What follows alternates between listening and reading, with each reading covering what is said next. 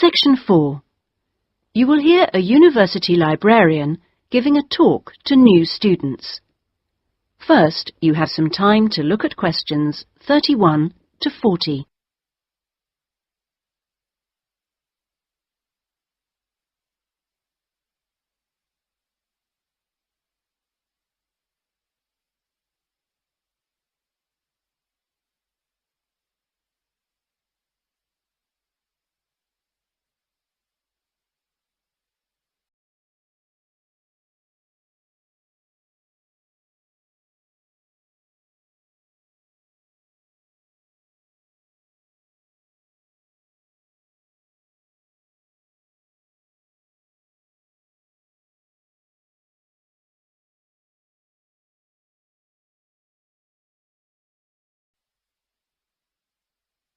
Now listen carefully and answer questions 31 to 40.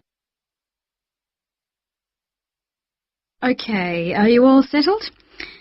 Well, first of all, welcome to Cardiff University. I'm here to explain what we can offer you. Now, as a new student at the university, you will probably need some sort of guidance to help you to use the library effectively to study and research. Some of you have asked about a guided tour, but we find this rather muddles people. So, in this first week, we run a series of talks which focus on different aspects of the library and its resources. You'll also find that to get the most out of the library, you really do need to be computer literate.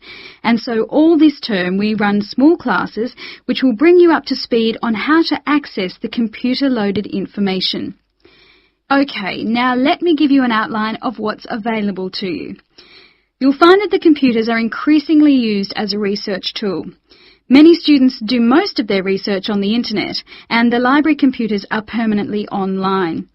Having found what you need, you'll find you can readily save texts on your personal computer space to print off when you need. You might think that it is the fastest way to get information, but the links can be slow. Clearly, you can find lots on there, but much of it is useless information, as it is from highly debatable sources, so be critical. You'll also find that the library has loaded several CD-ROMs onto the computers from specialist reference sources, such as the MLA. It means we can expand what we offer you at very little extra cost and saves us having to invest in more and more books. The CD-ROMs contain exactly the same information as the reference books, as the two are updated together. Now, most of you will need to refer to journal articles in your work, and you'll find you can also access these online, and we encourage you to do so.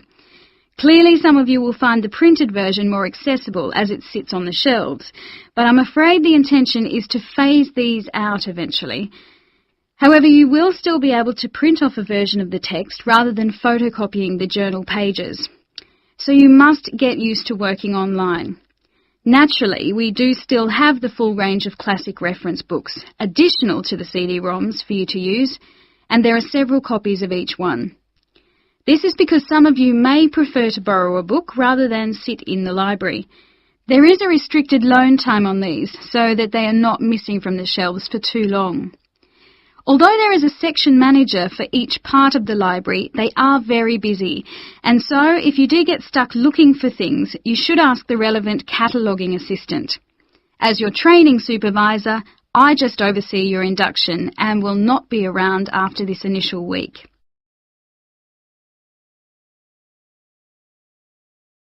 Some of you may be interested to know that the library is offering specialised training sessions on writing a dissertation.